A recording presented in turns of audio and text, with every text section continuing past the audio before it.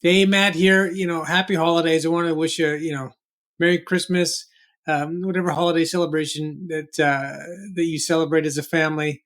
I hope it's a wonderful time. I hope you have time to get away, spend more time together, more relaxation, and just enjoy the time and peace and slow down a little bit because I know it's so busy over the year. I know I'm looking forward to spending more time with the kids, with Sarah, and taking a little breather from the hockey world with the kids hockey at that time, and just taking it easy a bit more and ramping up and getting ready for the new year, which is always an exciting time. And I always love that time with the opportunity that it holds, and the excitement around that. So please enjoy it and get out, take a look at some lights, get involved in some festivities. We've included quite a few potential ideas down below in the newsletter, so hopefully that helps. Find something that suits you and your family. And in terms of next year, it'll be an interesting year. I think we'll have to see what happens with this renewal wave coming. For a long time, these rate hikes and rate changes over the last few years now haven't impacted a large scale amount of people, percentage wise, in terms of homeowners. We still have the segment of the market which is, let's say 30 to 40% that have no mortgage or they have clear title homes, so they won't have any impact regardless of this renewal wave.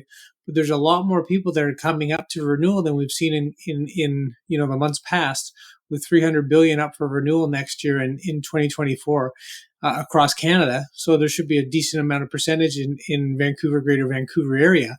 And from that, if they're moving from a low 2+% interest rate into a higher 5-6+% interest rate, and there's going to be some payment changes and significant payment increases in those situations. So one thing to watch for with that is, there might be some people that may not requalify for the same mortgage that they have because of the fact that qualification is actually a lot harder today than it would have potentially been 5 years ago based off of the stress test at the moment.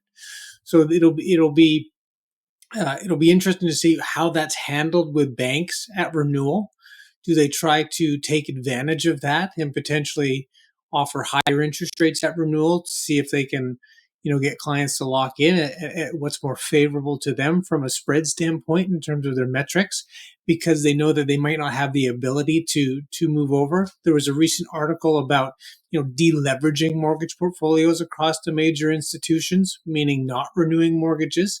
Now, if anyone's made payments or kept up with payments, we've never seen it where there hasn't been a renewal offer presented, but there is some speculation around some strategies around deleveraging. So for me, is that a situation where lenders will offer higher interest rates just to not necessarily deter, but if they want to stay, here's what's offering to them, because they may know that there isn't another opportunity to move elsewhere based off of that.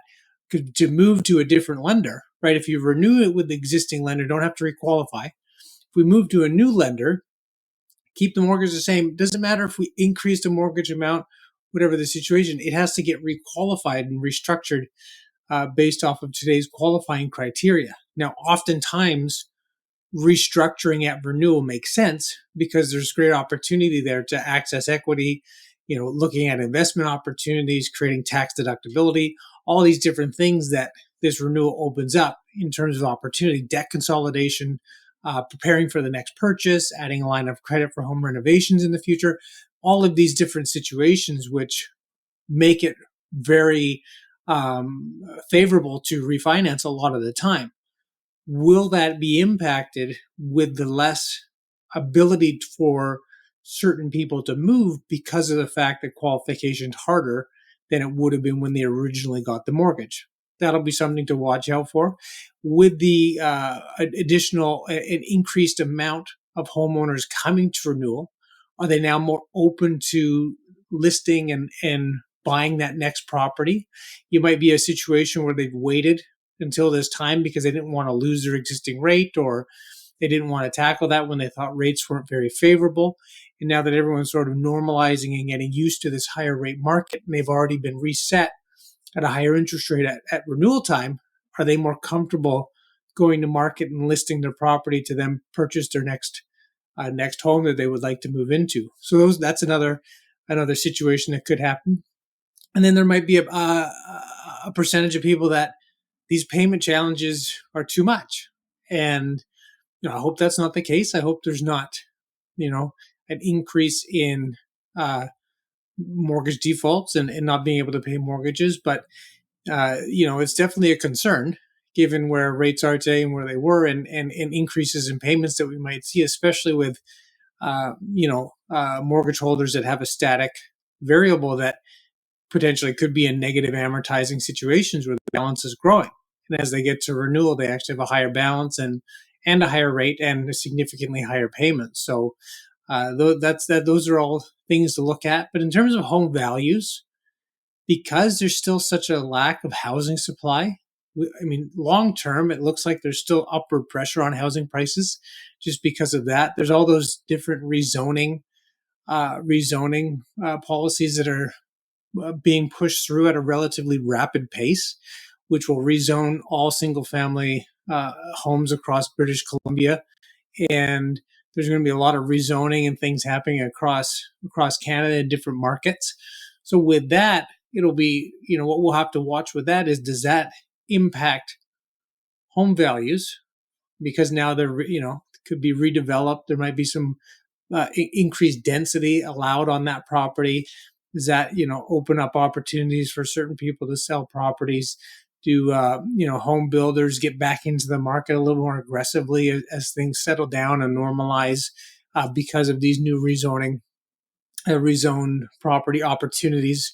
And what does that do in terms of the shaping of the neighborhoods and housing supply moving forward? Does it actually help? I think it's probably a very long, drawn out process to get back to a place where we have enough housing.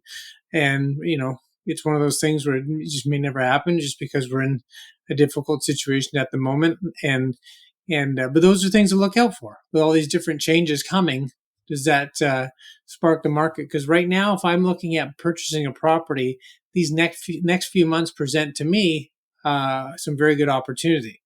Little bit subdued real estate market, meaning you can be a bit more aggressive, potentially less competition in certain areas and segments. There's still lots of competition, but in some, there's not as much competition. So if you find the right place, it can be a very good opportunity, very good time to purchase. So that's, if I was looking at potentially purchasing myself personally, I like these winter months, especially in a market conditions like this where there's less people out there competing with you.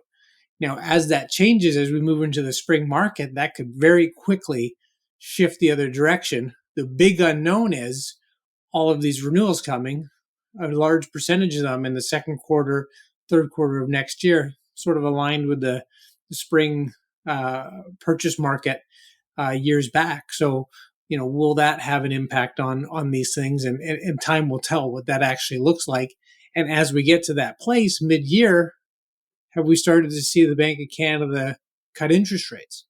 With cutting interest rates and lowering borrowing costs and, making it look more favorable again to get into the market just from a rate standpoint and just from a sense of comfort standpoint, knowing that we're not at this increasing rate point and we're at actually on the other end of the cycle, which is a downward end or downward side of it. There could be more buyer confidence or more willingness to get into the market from that point, which could create more demand and competition, which could then again, create more of an upward pressure on real estate prices. So lots to track, lots to keep an eye on. We'll watch to see if bond yields continue to improve, pushing downward pressure on fixed rate mortgages, which will be, well received and I think very helpful in a lot of situations, especially with renewal time. If there are a lot of people that want more of that security of a fixed rate mortgage, or do we take the opportunity to look at with Bank of Canada potentially cutting interest rates, that variable doesn't look as scary today as it would have, a year back from now. So, lots of things for us to tackle and take a look at as we move forward into the new year. I wish you wonderful holidays with your friends, families, loved ones, and a prosperous new year. And thank you for your trust and the opportunity to help guide your home ownership and mortgage financing. Any questions you have, let me know. Always here to be of service. Thanks. Bye bye.